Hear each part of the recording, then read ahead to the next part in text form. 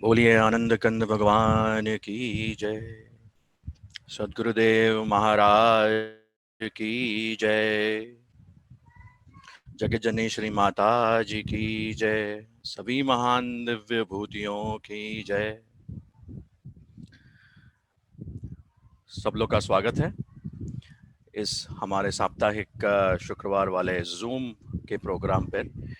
मैं सबसे पहले तो महात्मा बाई जी और सबसे शेष अंगिरा बाई जी को का स्वागत करता हूं हार्दिक, और हमारे सभी प्रभु प्रेमी आत्माओं और जिज्ञासु जो इस पे ज्वाइन हुए हैं उन सभी का स्वागत करता हूं। वेलकम।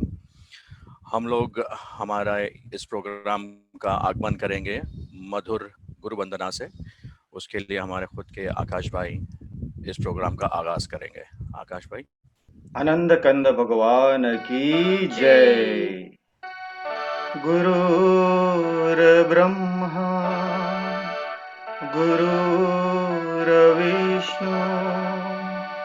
गुरुर्देव महेश्वरा गुरुर्साक्षात् परं ब्रह्मा तस्मै श्री गुरुवे नमः। बंदो गुरुपद कंज कृपा सिंधु नररूप हरि महामोह तब पुंज जासु बचन रविकरणी कर अखंड मंडलाकारम् व्याक्तं वेनं चराचरं तत्पदं दर्शितं वेनं तस्मै श्री गुरुवे नमः। प्रेम से बोले श्री सद्गुरुदेव महाराज की जय। आदि शक्ति श्री जगजननी माता जी की जय। परम संत श्री हंस जी महाराज की जय। मानव धर्म की जय।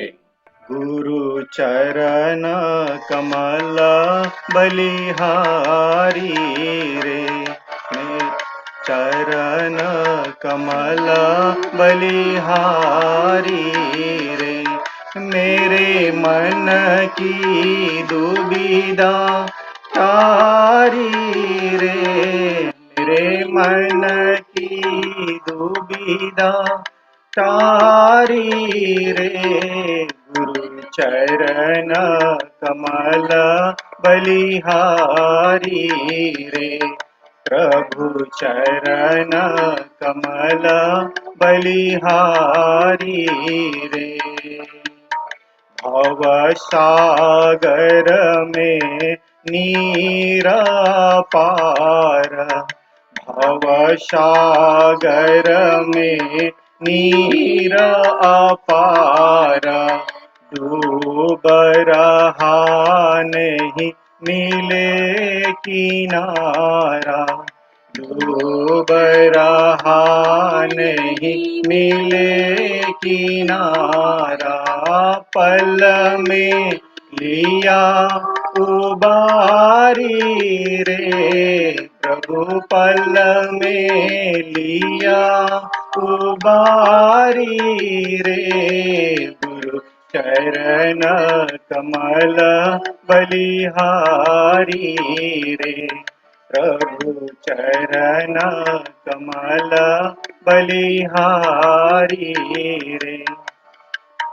काम क्रोध मद लोभ लुटेरे, काम क्रोध मद लोभ लुटेरे, जन्म जन्म की बैरी मेरे, जन्म जन्म की बैरी मेरे, सबको दीन्हा मारी रे, प्रभु सबको दीन्हा मारी रे। गुरु चरण कमल बलिहारी रे, प्रभु चरण कमल बलिहारी रे। वेद भाव सब दूर कराया, वेद भाव सब दूर कराया, पूर्ण ब्रह्मा एक दर्शाया, पूर्ण ब्रह्मा एक दर्शाया, घट घट ज्योत निहारी रे, प्रभु घट घट ज्योत निहारी रे, गुरु चरण कमल बलिहारी रे।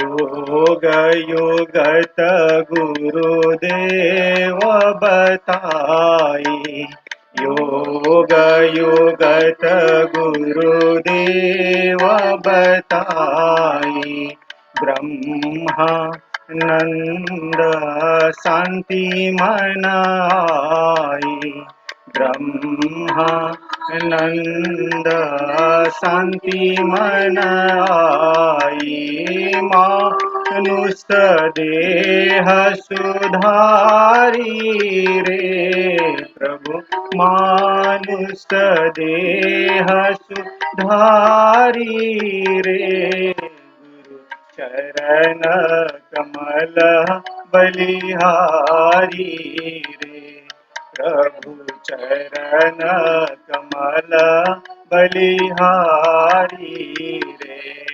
मेरे मन की दुविधा तारी रे, मेरे मन की दुविधा तारी रे, गुरु चरण कमल बलिहारी रे, प्रभु चरण कमल बलिहारी रे।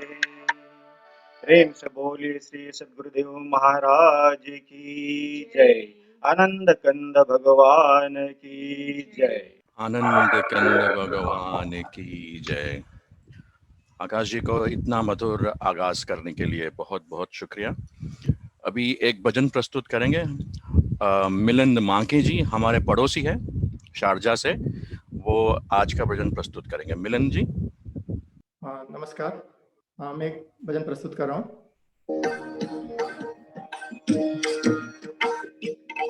जिनके हृदय श्री राम बसे, हृदय श्री राम बसे, और नाम नलियो, श्री राम बसे, और नाम नलियो नलियो, श्री राम। कोई मांगे कंचन सीतारा, कोई मांग रहा प्रभु से माया, कोई पुण्य करे कोई दान करे, कोई दान का रोज बखान करे, जिन कन्या को दान दियो, जिन कन्या को दान दियो, और दान दियो न दियो, श्री राम बसे, और नाम दियो न दियो, श्री राम। कोई घर में बैठा नमन करे, कोई हरि मंदिर में भजन करे, कोई गंगा यमुना स्नान करे, कोई काशी जाके ध्यान धरे। जिन मात पिता की सेवा की, जिन मात पिता की सेवा की, उन तीर्थ स्नान कियो न कियो, जिनके हृदय श्री राम बसे, और को नाम लियो न लियो, जिनके हृदय श्री राम बसे, और को नाम लियो न लियो, जिनके हृदय श्री राम, श्री राम, श्री राम। धन्यवाद। बहुत बहुत धन्यवाद मिलन जी, इतना मधुर भजन प्रस्तुत करने के लिए। प्रोग्राम को आगे बढ़ाने के पहले एक दो बातें। आज हमारा क्वेश्चन एंड आंसर सेशन है, तो आप अपने सवाल ज़रूर चैट बॉक्स में या तो मुझे या तो आकाश जी को प्लीज़ भेजिए। कोई भी दुविधा हो, कोई भी सवाल हो, बेहिचक आप भेज सकते हैं। और एक और सूचना, हमारा प्रोग्राम ट्यूसडे को इवनिंग दुबई टाइम 8:30 को यहाँ पे होता है, डॉक्टर JP अग्रवाल के द्वारा। आप उसमें भी ज्वाइन कर सकते हैं, लिंक आपको चैट बॉक्स में मिल जाएगा। भूलिएगा मत, आप सवाल आते रहिए। अभी हम इनवाइट करेंगे अंगिरा बाई जी को, जो हमारा सत्संग अभी पेश करेंगे। अंगिरा बाई जी।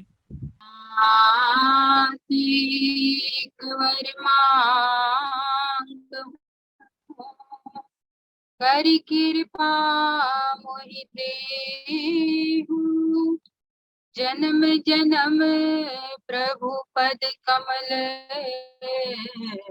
कबहु खट्टे जनि नेहु। मैं अपराधी जन्म का, दुख भरा विकार, तुम दाता दुख भंजना, मेरी करो संभाल। गुरु समान दाता नहीं, याचक शिष्य समान, तीन लोक की संपदा, सो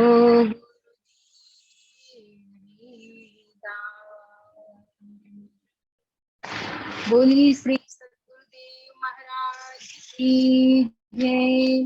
और महाराज जगतजननी श्री माता जी की जय। श्री रामचंद्र भगवान की जय।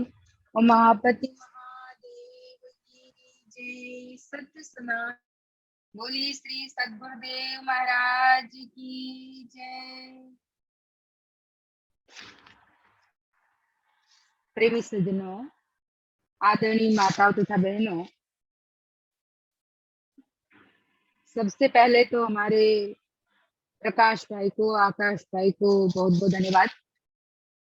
और हमारे मिलिंद भाई जिन्होंने बहुत सुंदर मधुर भजन गाया, उनको भी बहुत बहुत धन्यवाद। और भजन के जो बोल है, कहते कि श्री जिनके हृदय श्री राम बसे, तिन और को नाम लियो ना लियो। हमारे ज्ञानी लोगों ने, अनुभवी लोगों ने ईश्वर के साक्षात्कार अपने हृदय में करने के बाद तब फिर अपना एक प्रमाण भजनों के द्वारा या धर्म ग्रंथों की वाणी के द्वारा हमारे सामने रखा कि जिनके हृदय प्रभु राम बसे।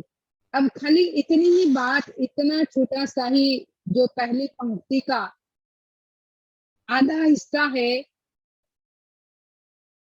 उस पर हम गौर करें तो वैसे तो हम कहते हैं कि भगवान तो सबके हृदय में बसते हैं, और फिर इस भजन में कहा जिनके हृदय प्रभु राम बसे, 3 और को नाम लियो ना लियो। ये जो बात लिखी हुई है,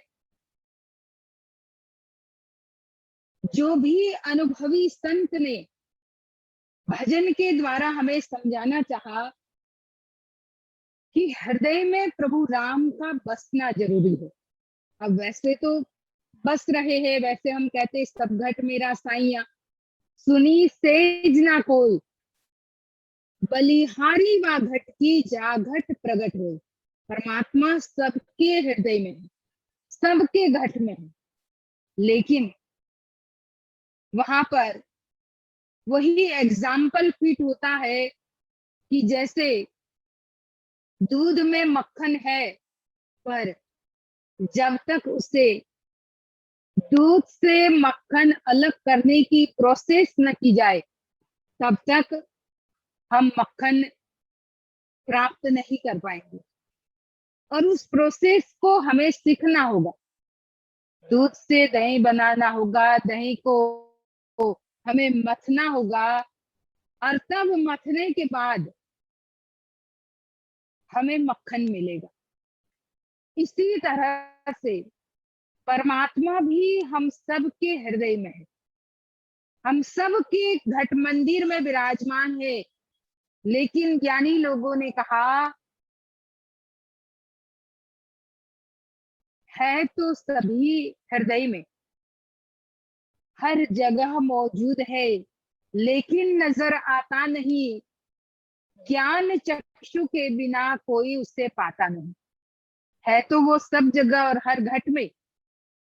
भगवान श्री कृष्ण ने भी यही कहा, राज विद्या राजगुह्यम पवित्रम इदम उत्तमम, प्रत्यक्षावगमम धर्मम सुसुखम कर्तुम व्ययम, ज्योतिषाम अपि तज्ज्योति तमसः परमुच्यते, ज्ञान ज्ञेयम ज्ञान गम्यम हृदय सर्वस्य विष्टितम।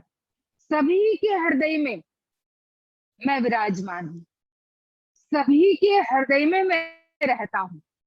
अब रहने के बाद भी उन्हें अपनी अंतरात्मा में प्रकट करके उनका साक्षात्कार करना, जो पिछली बार हम सुन रहे थे कि स्वामी विवेकानंद जी ने धर्म की परिभाषा बताते हुए वही कहा कि religion is realization of God. Realize करना उनको, और रियलाइज करने की बात ही यहाँ भजन में कही गई है कि जिनके हृदय प्रभु राम बसे। बसना, उनको बैठाना और उनका साक्षात्कार करना, उनको रियलाइज करना, और तब फिर 3 और को नाम लियो ना लियो। फिर कहीं इधर उधर जाने की जरूरत ही नहीं, न काशी में जाने की जरूरत है, न गंगा नहाने की जरूरत है, न तीर्थों में जाने की जरूरत है। व्यक्ति अपने ही अंतरात्मा में, अपने ही हृदय रूपी तीर्थ में, ज्ञान की गंगा में स्नान करते हुए हृदय रूपी तीर्थ में प्रभु के साक्षात्कार कर लेता है। और ये हमारे भक्तों ने, हमारे ज्ञानी संतों ने अनुभव किया। वो कैसे किया?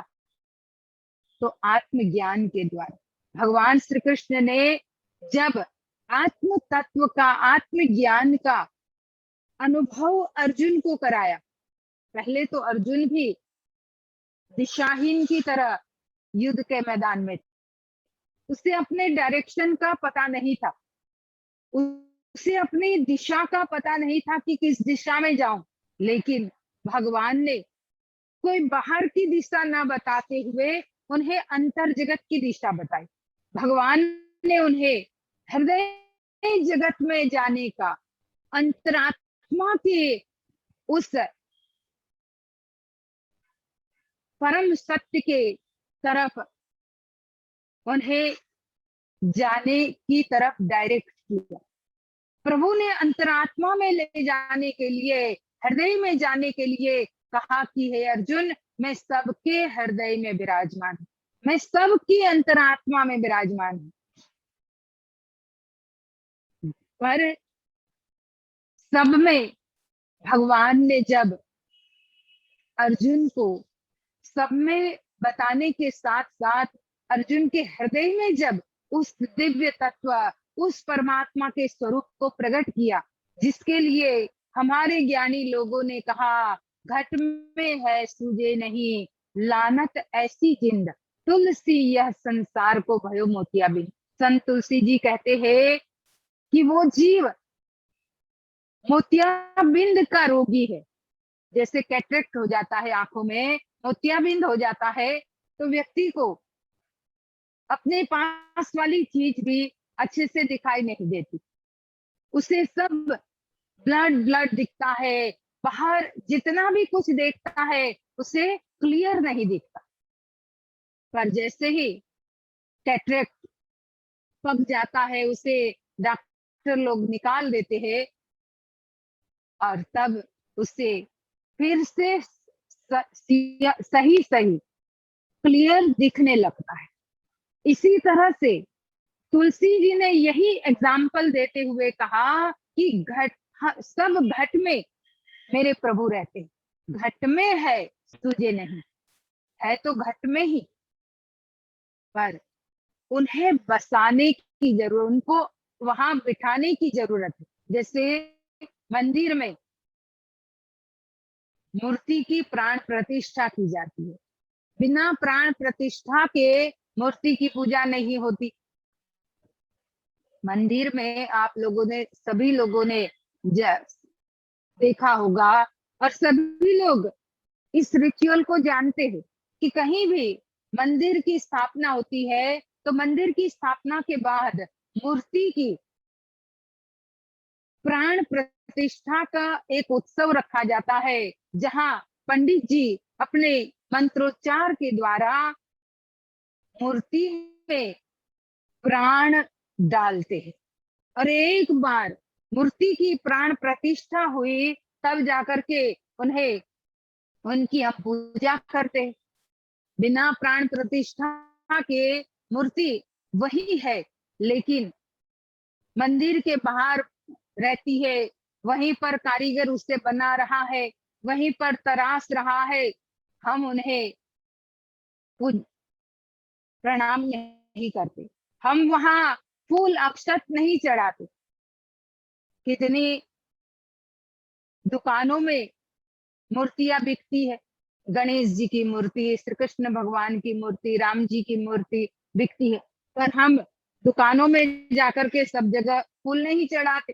पता है कि भाई अभी इस मूर्ति की प्राण प्रतिष्ठा नहीं हुई है। जब एक बार घर में लाते हैं, उसे पूजा के स्थान में रखते हैं और तब उनकी हम प्राण प्रतिष्ठा करते हैं, स्थापना करते हैं और स्थापना करने के बाद ही उनकी पूजा होती है।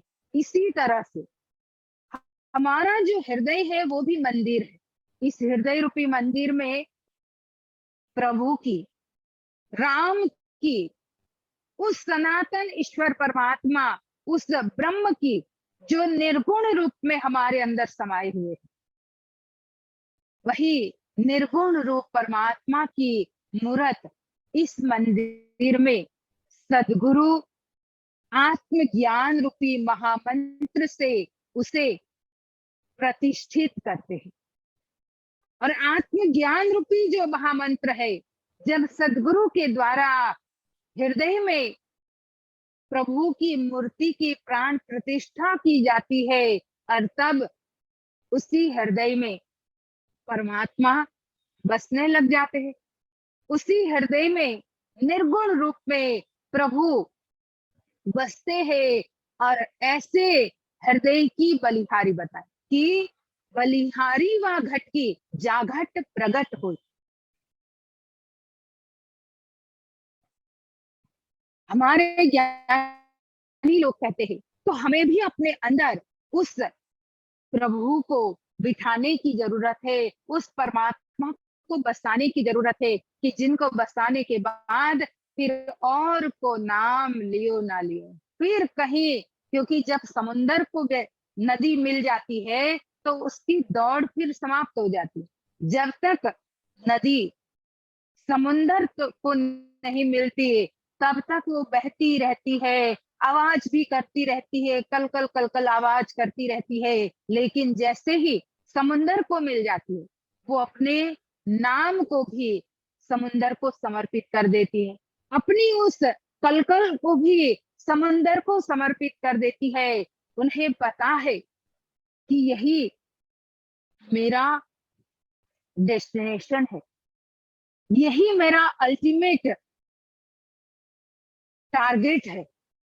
और जब अपने अल्टीमेट टारगेट को वो मिल जाती है तो शांत हो जाती है, उसकी आवाज शांत हो जाती है इसी तरह से, और उसकी दौड़ भी शांत हो जाती है। इसी तरह से हम सब भी उस परमात्मा जो हृदय में बसे हुए हैं उन्हीं के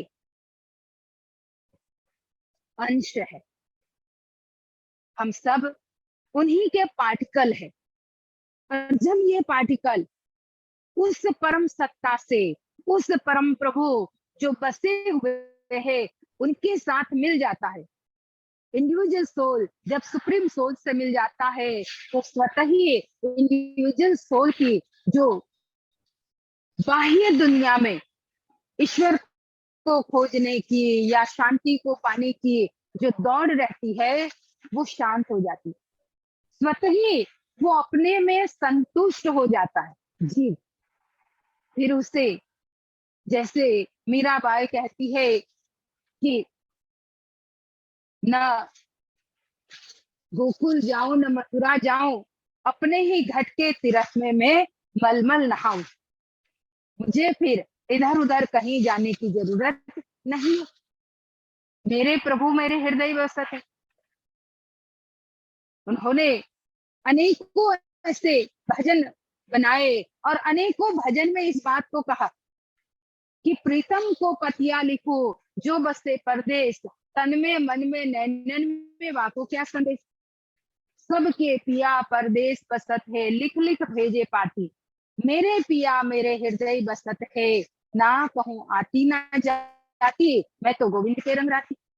उन्होंने उस सत्य को, परमात्मा के उस स्वरूप को अपने हृदय रूपी मंदिर में स्थापित कर दिया, और वो भी उनके गुरु महाराज रविदास महाराज ने जब प्रभु को स्थापित कर दिया तब मीरा कहती अब मुझे कहीं जाने की जरूरत नहीं है, मैं तो अपने ही इस हृदय रूपी मंदिर में, इस तीर्थ में मल मल के नहाती रहती हूँ, अंतर के जगत में इसी तीर्थ में मैं स्नान करती हूँ।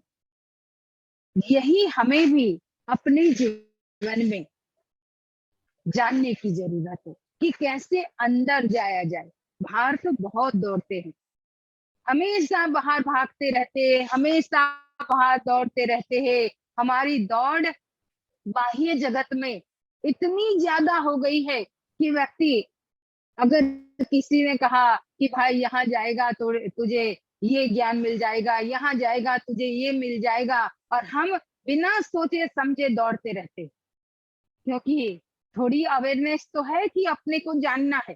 और उसी के लिए जो व्यक्ति उन्हें किसी भी प्रकार की कोई सलाह देता है तो उस सलाह को मानते हुए व्यक्ति उस डायरेक्शन में चलने लगता है। लेकिन हमारे ज्ञानी लोग कहते हैं बाहर कितना ही दौड़ेंगे, कितना ही भागते रहेंगे। तभी तो एक बार मैंने बताया था कि एक जिज्ञासु यही तो कहता है, सोच दिन रात करो मुझे कैसे मिलेंगे भगवान सखी रे, मिलेंगे गंगा बीच। गंगा में मैंने डुबकी लगाई, मुझे फिर भी ना मिले भगवान। सोच दिन रात करूं, मुझे कैसे मिलेंगे भगवान सखी रे, मिलेंगे जंगल बीच। जंगल में मैंने धुनी रमाई, मुझे फिर भी न मिले भगवान सखी रे, मिलेंगे मंदिर माय। मंदिर में मैंने दीपक जलाया, मुझे फिर भी ना मिले भगवान सखी रे, मिलेंगे हृदय बीच। हृदय में मैंने ध्यान लगाया, मुझे फिर भी ना मिले भगवान। तब फिर अंत में कहता है सखी रे, मिलेंगे गुरु दरबार। गुरु ने मुझे साधन बताया, मुझे जट मिल गए भगवान। ये तो एक भजन बनाया, पर हकीकत है ये जीवन की।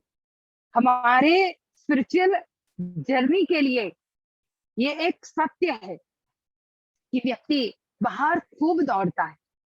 इसका मैं कोई विरोध नहीं करती, ना मंदिर का विरोध करना, ना गंगा में स्नान करने का विरोध करना। ये सब हमारे प्राइमरी स्टेप्स है, जिससे चढ़ते हुए हम आगे पहुंचते। लेकिन उन स्टेप्स पर ही हम अगर रुके रहेंगे तो आगे नहीं बढ़ पाएंगे। बाह्य जगत में हमने बहुत कुछ किया, लेकिन जब तक सदगुरु के द्वारा साधन जान करके अपने अंदर नहीं गए। वहां ये भी बता दिया कि किसी ने कहा हृदय में है, तो मैंने हृदय में ध्यान भी किया। अब भाई हृदय में तो है, लेकिन जैसे उस भजन में बताया कि जिसके हृदय प्रभु राम बसे, तीन और को नाम लियो ना लियो। जिनके हृदय में राम बसते है तो हृदय में ही, लेकिन उसे बसाना पड़ता है, उन्हें स्थापित करना पड़ता है। और स्थापित गुरु दरबार में, सच्चे गुरु के दरबार में जाकर के सदगुरु के द्वारा आत्मज्ञान रूपी साधन दिया जाता है, और तब वो स्थापित होते हैं। तो भक्त कहता है, जिज्ञासु कहता है कि जब गुरु दरबार में गया तो वहां मुझे जट मिल गए भगवान। मुझे तुरंत ही अपने अंदर उस दिव्य स्वरूप, दिव्य ज्योत स्वरूप परमात्मा का अनुभव हुआ, क्योंकि परमात्मा ज्योत स्वरूप ही है। परमात्मा का अपना जो स्वरूप है वो प्रकाश स्वरूप ही है। तभी तो भगवान शंकर साफ कहते हैं माँ पार्वती जी को, हे पार्वती सहज प्रकाश रूप भगवाना, सहज प्रकाश रूप भगवाना, नहीं तहाँ पुनि विज्ञान बिहाना। कहा सहज प्रकाश रूप भगवान। भगवान का जो स्वरूप है वो प्रकाश स्वरूप है, सहज ही प्रकाश है। आगे मैंने गीता का भी श्लोक बोला, वो भी ज्योति सामपि तज्ज्योति, कि मैं ज्योति स्वरूप में सबके हृदय में रहता हूँ। तो परमात्मा खुद ही कहते हैं कि मेरा स्वरूप ज्योत स्वरूप है। और ऐसे ज्योत स्वरूप परमात्मा के दर्शन संसार की बाह्य कितनी ही हम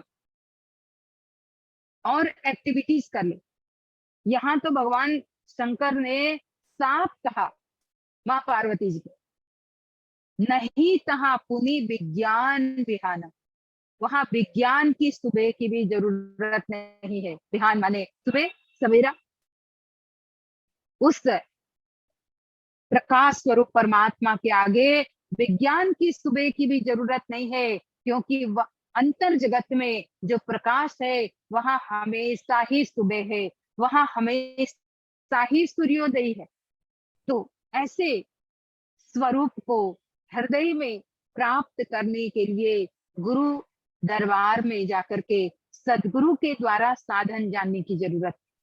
और जब ऐसे सदगुरु के द्वारा हम भी अपने जीवन में परमात्मा का ज्ञान प्राप्त करेंगे, हम भी अपने जीवन में सत्य का ज्ञान प्राप्त कर लेंगे, तभी तो ये मनुष्य जीवन हमारा सफल और सार्थक होगा। नहीं तो सज्जनों, ये जीवन यूं ही व्यर्थ होता जा रहा है। यूं ही ये हमारी कीमती श्वासें हर पल हम व्यर्थ करते जा रहे हैं। हम सोचते अरे नहीं भाई, बहुत समय है, बहुत समय है, पर उतने समय में ही तो हमारी श्वासें कितनी व्यर्थ जा रही है। अगर हम हमारे धर्म ग्रंथों के आधार से ये कहते हैं कि 24 घंटे में 21,600 श्वास ले रहे हैं, तो एक दिन में हम 21,600 श्वास तो बिना ईश्वर को अपने हृदय में स्थापित किए, बिना परमात्मा के प्रकाश रूप प्रभु के दर्शन किए बिना, उनका साक्षात्कार किए बिना व्यर्थ गंवा रहे हैं। तो ऐसे 21,600 करते करते इतने साल में कितनी श्वासें व्यर्थ चली गई होगी, और आगे पता नहीं कब तक ऐसे ही व्यर्थ गंवाते रहेंगे। तो ज्ञानी लोग इसीलिए ही सत्संग के माध्यम से हमें जोड़ करके समझाना चाहते हैं कि इस उत्तम मनुष्य जीवन को यूं ही व्यर्थ मत गवाओ, और सत्य ज्ञान को अपने जीवन में जल्दी से जान लो। जल्दी से आत्मज्ञान सदगुरु की कृपा से जान लेंगे तो स्वतः ही हमारे सारे क्वेश्चंस है वो शांत हो जाएंगे। सारे क्वेश्चंस के उत्तर अपने आप अंदर से मिलते हैं। जैसे ये क्वेश्चन आंसर का सेशन रखते हैं हम, तो अगर जो व्यक्ति पूर्ण निष्ठा से ध्यान करता है, अपने सदगुरु महाराज के बताए हुए आत्मज्ञान का पूर्ण निष्ठा से ध्यान करता है, तो उनके मन में कोई प्रश्न आने से पहले ही उसका उत्तर मिल जाता है, प्रश्न उठने से पहले ही। क्योंकि जैसे पानी का बुदबुदा होता है, पानी में बुदबुदा उठता है, बुलबुले उठते हैं, जो बबल्स उठते हैं पानी में उठते हैं और फिर पानी में ही बैठ जाते हैं।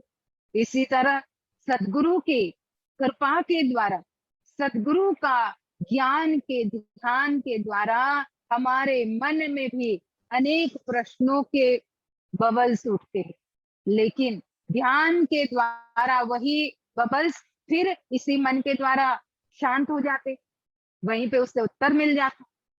यही अर्जुन के जीवन में हुआ, तो अर्जुन पूर्णतया प्रभु को समर्पित हो गया, हर तरह से समर्पित हो जाता है और कहता है कि अब मुझे और कुछ नहीं जानना, अब मैंने सब कुछ प्राप्त कर लिया, क्योंकि मेरे तो आगे पीछे दाएं बाएं बस मुझे आप ही दिख रहे हो। तो हम भी अपने जीवन में वही स्थिति को प्राप्त करने के लिए अब जल्दी से आत्मज्ञान को जान ले, सदगुरु की शरण में जाकर के, और जिन्होंने जाना है खूब खूब ध्यान साधना करे और अपने मनुष्य जीवन को सफल और सार्थक बनाए। बोलिए श्री सदगुरुदेव महाराज की जय। परम आराध्य जगतजननी श्री माता जी की जय। श्री रामचंद्र भगवान की जय। आनंद कंद भगवान की जय। अब हम क्वेश्चन एंड आंसर सेशन शुरू करेंगे। आप अपने सवाल चैट बॉक्स में जारी रखिए। भाई जी, पहला एक प्रश्न आया है और उसके पहले एक वक्ता ने कहा है कि आपके इस सत्संग ने, उनका एक सवाल था, उसका आंसर उनको ऑलरेडी सत्संग में ही मिल गया। सो ही वो बहुत थैंकफुल है।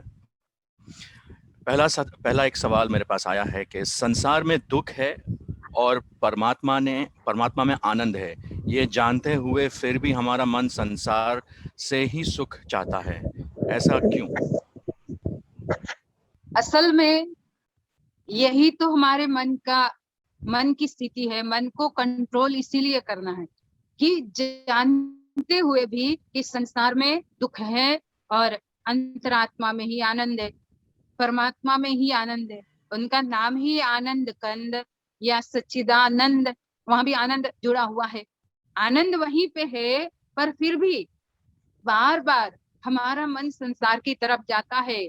तभी इसी मन को हमें खींच करके उस आनंद कंद में जोड़ना है। जो व्यक्ति आत्मज्ञान को प्राप्त करके मन को उस आनंद के स्वामी, आनंद का जो रूट है, कंद माने रूट, आनंद के जो रूट है उसमें जोड़ देता है, तो फिर व्यक्ति के अंदर वैराग्य उत्पन्न होता है। वैराग्य इसीलिए तो जरूरी है। जो ज्ञान और वैराग्य की हम बात करते हैं कि खाली ज्ञान भी व्यक्ति को अपने साधना में स्थिर नहीं रहने देता। ज्ञान के साथ साथ वैराग्य जरूरी है। ये पक्षियों के दो पंख के समान है। अब पक्षी का एक पंख, बर्ड का एक पंख अगर कटा हुआ है तो एक पंख से पक्षी उड़ नहीं पाएगा। तो हम जो अध्यात्म में चलने वाले, धर्म के रास्ते में चलने वाले लोग हैं, हम सब के जीवन में ज्ञान और वैराग्य दोनों पंख चाहिए। अगर दोनों पंख होगा तो हम आसानी से उड़ सकेंगे। तो ज्ञान है, जब ध्यान करेंगे तो वैराग्य आएगा, और वैराग्य से ही तो फिर संसार के सुखों की तरफ से मन हटता है। अगर वैराग्य नहीं है तब तक ही ये उसमें लगा रहता है। वैराग्य है तो हम अपने में संतुष्ट रहेंगे। हमें पता है भाई, ये जो भी कुछ देख रहे हैं ये केवल कुछ क्षणों का आनंद है, कुछ क्षणों का सुख है। इसमें शाश्वत शांति नहीं है, उसमें अखंड आनंद नहीं है, उसमें परमानेंट जो सुख मिलना चाहिए, परमानेंट जो ब्लिस मिलना चाहिए वो नहीं है। तो स्वतः ही व्यक्ति ध्यान के द्वारा अपने अंदर के आनंद को एक ऐसा महत्व देते हुए बाहर के आनंद को कौन समझने लगेगा, निम्न समझने लगेगा, तो उसकी तरफ से उसका मन हट जाएगा। और इसीलिए हम सभी लोगों को खूब खूब ध्यान करना चाहिए, और उसके लिए ही ज्ञान जानना बहुत जरूरी है। बहुत बहुत धन्यवाद बाई जी। दूसरे प्रश्न की ओर चलते हैं। ये पूछ रहे हैं कि why God Shiva cried when he lost Sati, when he knew the result when Sati left for his father's house for heaven? Did he cry because he loved his wife so much? That means he was still in Maya world being Lord Shiva. असल में सती कोई माया थे ही नहीं। सबसे पहले तो हमें ये सोचना चाहिए कि सती तो जगदम्बा थी। उनमें अगर वो उनके लिए रोए तो भी वो माया के लिए नहीं रोए। पर ये वैसे तो महापुरुषों की अपनी एक अलग सी लीला होती है, उसमें हमें बहुत ज्यादा क्वेश्चंस करने की जरूरत नहीं होती। भगवान राम भी तो लक्ष्मण जी के लिए रोए थे जब उनको शक्तिपाण लगाया था। भगवान राम भी तो सीता जी को जब हरण हुआ तब वो भी रोए थे। लेकिन महापुरुषों की हमें जो करते हैं उनको देख करके हमें अपने जीवन में ये नहीं सोचना चाहिए कि उन्होंने ऐसा किया तो हम भी ऐसा करें, और वो ऐसे माया में थे। असल में वो माया में नहीं थे, वो तो हमें एक सीख देना चाहते हैं, समाज को एक शिक्षा अपने जीवन से देना चाहते हैं, एक आदर्श उत्पन्न करते हैं। भले वो रोए भी हो तो हमें सिखाना चाहते हैं कि जब एक मनुष्य के रूप में महापुरुष आते हैं तो कुछ ऐसे समाज के अंतर्गत रहते हुए, समाज की मर्यादा में रहते हुए उन्हें कुछ ऐसे कार्य करने पड़ते हैं, पर हकीकत में वो कमल जैसे होते हैं, जो कीचड़ में रहते हुए भी कीचड़ उन्हें स्पर्श न करे। प्रभु शंकर, अब उनकी हम बात करें, वो देवादि देव, देवों के देव महादेव, उनके लिए अगर बात ये कही जाए कि वो माया के कारण सती के लिए रोए थे, ये बिल्कुल ही हमारे दिमाग में बात वैसे तो आनी ही नहीं चाहिए।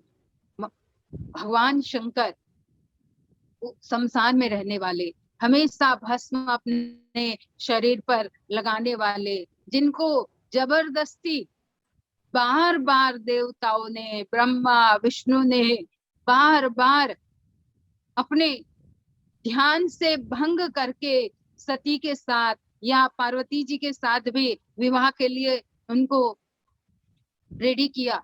उनको क्या माया असर करेगी? उनको माया का कोई प्रभाव उनके जीवन में आता ही नहीं है। उन्होंने तो पहले कामदेव को जला करके भस्म कर दिया था। जहाँ कामदेव ही जीवन में जल करके भस्म हो गया हो, उनको फिर अब पत्नी के प्रति जो मोह होता है, कामना होती है, जो माया होती है, ये तो स्पर्श ही नहीं कर सकते। वहां तक तो हमें सोचना भी वैसे नहीं चाहिए, पर फिर भी अगर ये बात आई है तो ये बात हमें जीवन में समझना है कि सबसे पहले कि सती कोई माया का रूप नहीं, वो जगदम्बा है। चाहे माता सीता हो, चाहे माता सती हो या माता पार्वती हो, ये तो जगदम्बा, स्वयं जगत जननी जगदम्बा थी। और उनके प्रति जब शक्ति से कोई भी व्यक्ति विहीन होता है, क्योंकि शक्तिहीन हो गया, शक्तिहीन हो जाता है तो व्यक्ति वैसे ही नर्वस हो जाता है, वैसे ही कमजोर हो जाता है। शक्ति से अलग होकर के अपने आप को उन्होंने रोने में या वैराग्य में लगा दिया। उसका मतलब जैसे ही हमारे जीवन से भी शक्ति अगर निकल जाएगी, हमारी अंतरात्मा में जो प्राणों की शक्ति है, जो प्राणों की शक्ति में परमात्मा का नाम छुपा हुआ है, अगर ये शक्ति इसमें नहीं रही तो ये जीवन भी हमारा वैसे ही हो जाएगा। इसके लिए तो लोग रोते हैं, फिर हमारे पीछे भी लोग रोते हैं, तो उसके लिए ही रोते हैं। तो शक्तिहीन नहीं होना है, और शक्तिहीन व्यक्ति तभी नहीं हो पाता है जब अपने अंदर छुपी हुई नाम की शक्ति के साथ निरंतर जुड़ा रहे।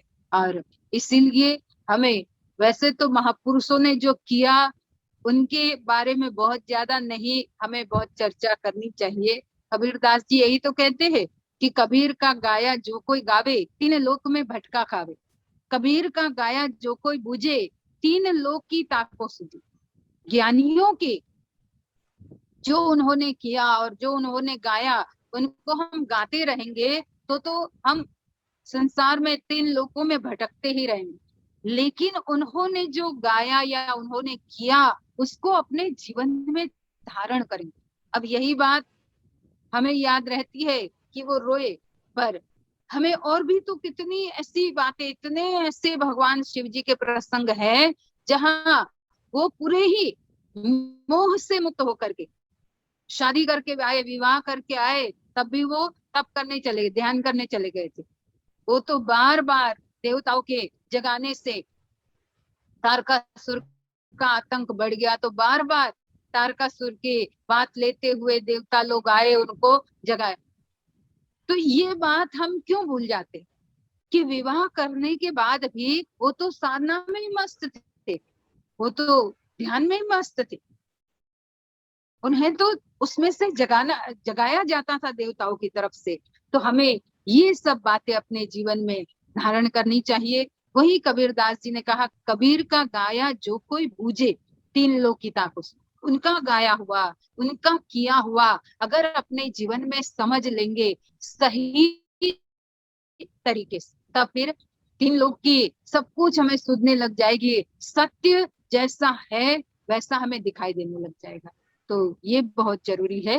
महापुरुषों के प्रसंगों को पढ़ करके, सुन करके कुछ ऐसे हमें संदेश अपने जीवन में धारण करने चाहिए कि जो हमारे जीवन में उपयोगी हमें हो, जिससे हम अध्यात्म में और इम्प्रूव हो सके।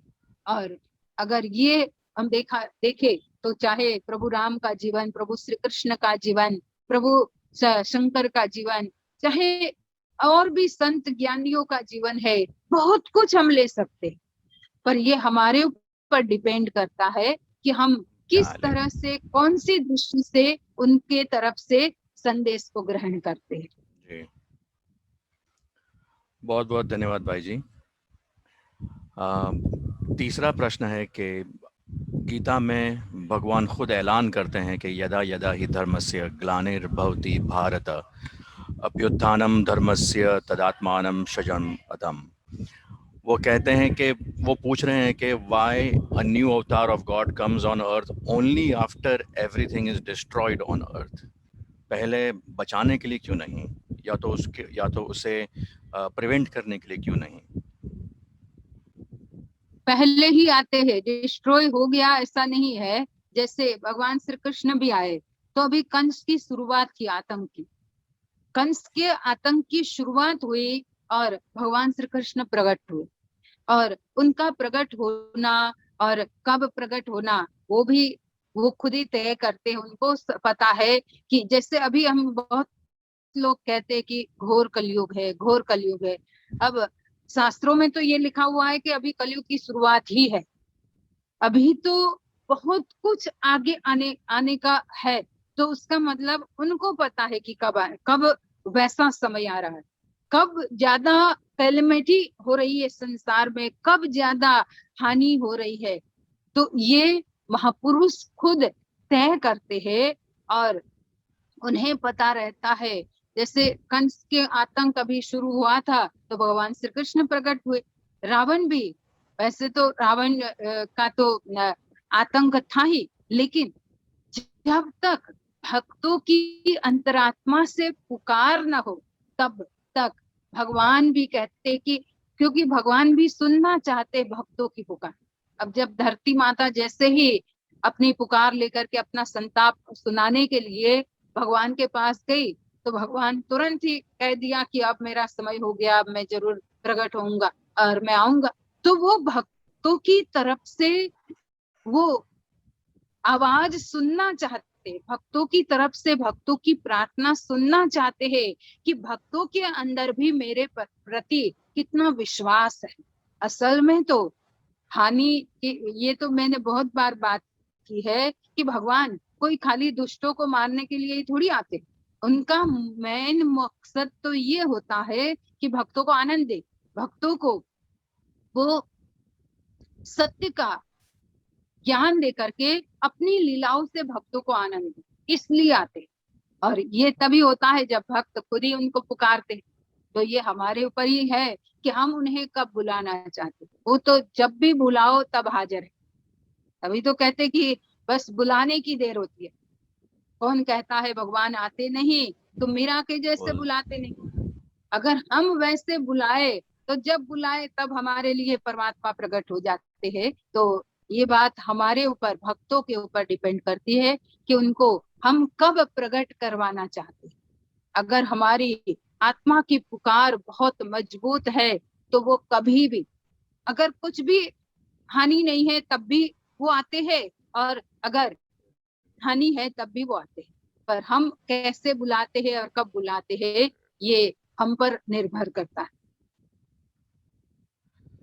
बहुत बहुत धन्यवाद भाई जी। चौथा प्रश्न है एक, उनकी ही तरफ से। वो पूछ रहे हैं कि शास्त्र में लिखा है और आप भी कहते हैं कि मोक्ष के लिए आध्यात्म ही एक is one of the way. Is there any other way? क्या कोई दूसरा रास्ता है अगर कोई आध्यात्म नहीं कर सकता या नहीं करना चाहता हो?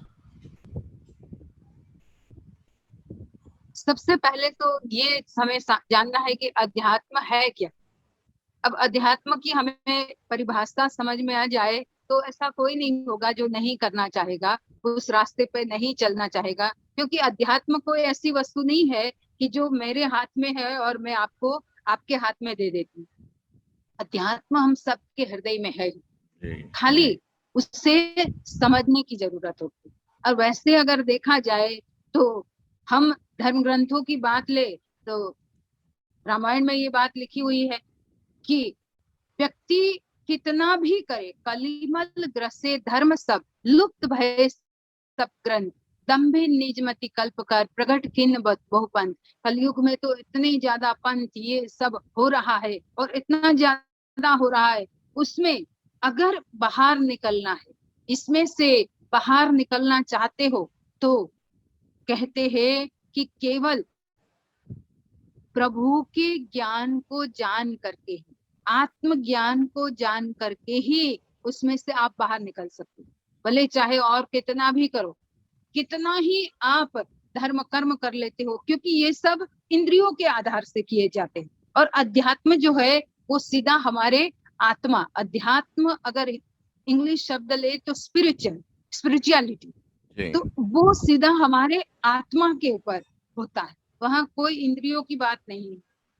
अब बाह्य जगत में कितने ऐसे रास्ते हमें बताए जाते हैं जो इंद्रियों से किए जाते हैं, चाहे हाथ से माला घुमाने की, चाहे कानों से कथा श्रवण करने की, चाहे आंखों से मूर्ति के दर्शन करने की, चाहे जिह्वा से मंत्रोच्चार करने की, ये सब इंद्रियों के द्वारा किया जाता है। और अध्यात्म क्या है, वो इंद्रियों से परे की बात है। वहां सीधा व्यक्ति सोल तक, वहां सीधा व्यक्ति आत्मा तक पहुंचता है, और आत्मा को जाने बिना तो मोक्ष है ही नहीं। ये हम धर्म ग्रंथों में सुनते, हमारे ज्ञानी लोग यही कहते हैं कि जब तक आत्म तत्व को नहीं जाना, भगवान श्री कृष्ण भी कहते हैं, नाना शास्त्र पढ़े लोके नाना देवत पूजनम, आत्मज्ञान बिना पार सर्व कर्म निरर्थक। आत्मज्ञान को जाने बिना सारे कर्म निरर्थक है, बिना अंक के जीरो के समान। बहुत बार सुनते इस बात को कि एक बार सारे जीरो आपस में लड़ रहे थे, 10 का शून्य कहने लगा मैं बड़ा, 100 का शून्य कहने लगा मैं बड़ा, 1000 का तो और उछलने लगा, अब लाख का तो और ज्यादा ही उछलने लगा। तब फिर आगे वाला जो एक का अंक था, जो डिजिट था, वो धीरे से खिसकने लगा दूर, सब जीरो से दूर खिसकने लगा। अब जैसे ही वो खिसका तो सारे जीरो अपने आप को कमजोर महसूस करने लगे, सब सामने आए और अंक को हाथ जोड़ते हैं, महाराज मत जाइए, आप हो तो हम हीरो है, अगर आप चले जाओगे तो हम जीरो हो जाएंगे। है। तो जो आत्मज्ञान है, अध्यात्म ज्ञान है, वो है अंक, और जितने साधन है वो शून्य है, उसकी कीमत है। पर अंक के लगने के बाद, अगर अंक नहीं लगा है तो उसकी कोई कीमत नहीं, पर अंक लग गया और तब फिर करते रहो तो 10 गुना कीमत देगा, वो 10 गुना फल देगा। पर अध्यात्म तत्व तो आत्मा को अगर हमें मोक्ष प्राप्त कराना है, अगर जीवन में मुक्ति की आशा रखते हैं हम, तो आत्मज्ञान तो जानना जरूरी है। फिर मरने के बाद भी मुक्ति की बात नहीं, सीधा आत्मज्ञान जान करके, ध्यान करके व्यक्ति जीते जी ही संसार की तरफ से मुक्त हो जाता है, उससे वैराग्य हो जाता है। तो वैराग्य ही तो मुक्ति है अपने जीवन में। तो ये अध्यात्म तत्व बहुत जरूरी है मुक्ति के लिए। बहुत बहुत धन्यवाद भाई जी। हम भी महाराज जी से यही प्रार्थना करते हैं कि हम भी एक से लगे होकर हीरो बने रहें। एक और प्रश्न आया है अंजू दीदी की तरफ से। कल्कि अवतार की क्या पहचान है? हम लोग यूजुअली देखते हैं कि कल्कि अवतार घोड़े के ऊपर तलवार लिए हुए हैं, असल में पहचान क्या है? असल में जो पहचान है कलयुग की, कल की अवतार की, तो कल की अवतार आत्मज्ञान की जो दिव्य दृष्टि है उसी से पहचाना जाता है। ऐसे तो हमारी अंतर की आंख से पहचाना जाता है। और अगर हम घोड़े पे तलवार लिए हुए की बात सोचे, तो वहां जो है घोड़ा है वो हमारा मन का प्रतीक है। घोड़ा भागता है, खूब भागता है, अगर लगाम हाथ में न हो तो वो अपने सवार को इधर का उधर छिन्न भिन्न कर सकता। तो जो घोड़ा है वो मन का प्रतीक है, और घोड़े के ऊपर जो तलवार लिए हुए है, तलवार जो है वो है ज्ञान की तलवार। जैसे हम बहुत बार सुनते हैं, ज्ञान खड़ग देकर भी गुरु सब संहारे, आरती में गाते, काम क्रोध मद मत्सरे चोर बड़े भारे, ज्ञान खड़ग दे कर में गुरु सब संहारे। ओम जय गुरुदेव। कहा कि जो घोड़ा है वो मन का प्रतीक है और तलवार है वो ज्ञान का प्रतीक है। ऐसे आत्मज्ञान का जो अनुभव करा दे वही हाथ में तलवार ले सकता है, वही सदगुरु है। तो ज्ञान रूपी तलवार अगर हमें कोई दे दे और हमारे मन को काबू में कर दे, वही कल की अवतार की पहचान है। बहुत बहुत धन्यवाद भाई जी। नेक्स्ट प्रश्न है, क्यों व्यक्ति सांसारिक होकर नहीं, कोई व्यक्ति सांसारिक होकर वैराग्य को कैसे प्राप्त कर सकता है और उसे कैसे कंटिन्यू कर सकता है? वही बात अभी मैं थोड़ी देर पहले कह रही थी कि कमल में कीचड़ में कमल की तरह रहना। संसार में रहते हुए ही महापुरुषों ने अपने आप को कमल की तरह रखा, चाहे प्रभु राम हो या चाहे संत ज्ञानी भी हो। कितने ऐसे हमारे भक्त हैं जो गृहस्थी थे, लेकिन आज उनके इतिहास ऐसे चमक रहे हैं। चाहे भक्त प्रहलाद हो, भक्त प्रहलाद, उन्होंने वो संसार में ही था, लेकिन नाम की ऐसी लगन उनको अंतरात्मा में लगी थी कि संसार की तरफ से वो हमेशा वैरागी ही रहते थे। उनको कोई मतलब नहीं था। अपना राज दरबार भी चलाते थे। राजा जनक की हम बात सुनते हैं, राजा जनक देह होने के बावजूद भी विदेही कहलाए। देह होने के बावजूद भी वो विदेही कहलाए। तो ये जो अवस्था है, ये जो स्थिति है, वो हर व्यक्ति अपने जीवन में धारण कर सकता है। कैसे? तो एक चीज की इम्पोर्टेंस हमारे जीवन में हमें समझ में आनी चाहिए, तो दूसरा चीज अपने आप ही उससे हमें कम लगने लगता है। और वो इम्पोर्टेंस हमें आत्मज्ञान की होनी चाहिए। अगर ध्यान करके आप नाम की इम्पोर्टेंस समझ जाओ कि यही सबसे ऊपर है, सर्वोत्तम है, तो सर्वोत्तम मिल जाने के बाद व्यक्ति नीचे की तरफ क्यों देखेगा? तो सर्वोत्तम तत्व की हमें पूर्ण रीत से इम्पोर्टेंस समझ में आ जानी चाहिए। और ये तभी हो सकता है जब हम साधना करते, तब हमें और सब चीज गौण लगती है। जब गौण लगेगी, निम्न लगेगी, तो आप उस पर इतना ज्यादा मन भगाओगे ही नहीं। आपका मन वहां से अपने आप ही हट जाएगा। अरे कोई जबरी नहीं है, क्यों इसके पीछे हमें भागना। कितने हमारे भक्त लोग ऐसे हैं कि अपने आप को सीमित वस्तुओं में रखते हुए संतुष्ट रहते हैं कि जो व्यक्ति ज्यादा बटोरने में लगता है या संग्रह करने में लगा रहता है, वही दुखी रहता है। संग्रह में ही दुख है और त्याग में आनंद है।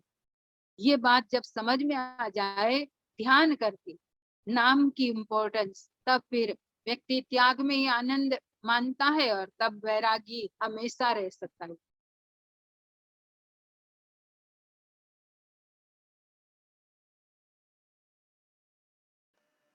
आपका माइक, प्रकाश भाई, आपका माइक। हमारी बोलती बंद हो गई आज भाई जी। एक और प्रश्न है भाई जी, एक ले सकते हैं? हाँ, एक ले लो बस। जी, वो पूछ रहे हैं कि पांचों देवता रक्षा करे ब्रह्मा विष्णु महेश, लेकिन बोलते हैं पांचों नाम, लेकिन है तो तीन। उसमें ऊपर से शुरू करो। उसमें क्या है ऊपर सबसे पहले इसका? उन्होंने इतना ही लिखा है। यही यही उनका क्वेश्चन है। कमल आचार्य जी फ्रॉम कतर। वो उसमें 5 है नाम। जी, पांचों देवता रक्षा करे ब्रह्मा विष्णु महेश, लेकिन सदा भवानी दाहिने सन्मुख रहे गणेश। जी, आग हो गए 2, भवानी और गणेश। अच्छा। सदा भवानी दाहिने सन्मुख रहे गणेश, पंच देव रक्षा करे ब्रह्मा विष्णु महेश। एक तो भवानी, एक गणेश जी, ब्रह्मा विष्णु महेश, तो 5 है। मतलब अर्ध ज्ञान का प्रॉब्लम था ये। हाँ, नहीं उनको वो पता होगा, पर वो इतना ध्यान नहीं देते लोग। वो बहुत ज्यादा इसमें जब तक आप पूरा एनालाइज नहीं करो तब तक वो दोहा समझ में नहीं आता है। खाली ब्रह्मा विष्णु महेश 3 को ही दिमाग में रहता है ना, बाकी दोहा तो उनको भी पूरा आता होगा। पर वो इतना ध्यान नहीं रहता कि ऊपर भवानी और गणेश की बात लिखी हुई है। जी भाई जी, बहुत ठीक है। बहुत धन्यवाद। कहिए आनंद कंद भगवान की जय। भाई जी प्रार्थना करेंगे। हाँ ठीक। त्वमेव माता च पिता त्वमेव, त्वमेव बन्धुश्च सखा त्वमेव, त्वमेव विद्या द्रविणं त्वमेव, त्वमेव सर्वं मम देव देव, त्वमेव सर्वं मम देव देव, त्वमेव सर्वं गुरुदेव देव। भक्तिदान मोहि दीजिए गुरुदेवन के देव, और नहीं कछ चाहिए निश दिन चरणन से, बार बार वर मांग हर्ष देहु श्री रंग, पद सरोज अन पायनी भक्ति सदा सत्संग। आज भी आपका आशरा प्रभु, कल भी आपकी आश, घड़ी घड़ी माँ आशरा, शरण पड़ा मैं दास। हे मेरे नाथ, हे मेरे नाथ, आप जल्दी आप अपनी सुधामयी सर्वदमत सर्वसमर्थ गति पावनी प्रतीत पावनी में दुबते अहेतु की कृपा से मम भक्तजय में मानव मात्र के हृदय में विद्वत्व विश्व बंधुत्व एवं विद्यादि की विश्व शांति की उदार दानों को जागृत करें, इससे वे सुतुते सुख दुख के पदते बंधन से मुक्त मुक्त होकर आपके आपके बरनवेता पवित्र प्रेम का आस्वादन आस्वादन कर सिद्धि होताई कृत हो जाए। जनन होताई। प्रेम से बोलिए श्री सद्गुरुदेव महाराज की जय। जगजननी श्री माता जी की जय। आज के आनंद की जय। सभी महान दिव्य भूतियों की जय। सभी संत महात्माओं की जय। भजन जय। थोड़ी देर सभी लोग सुमिरन करेंगे।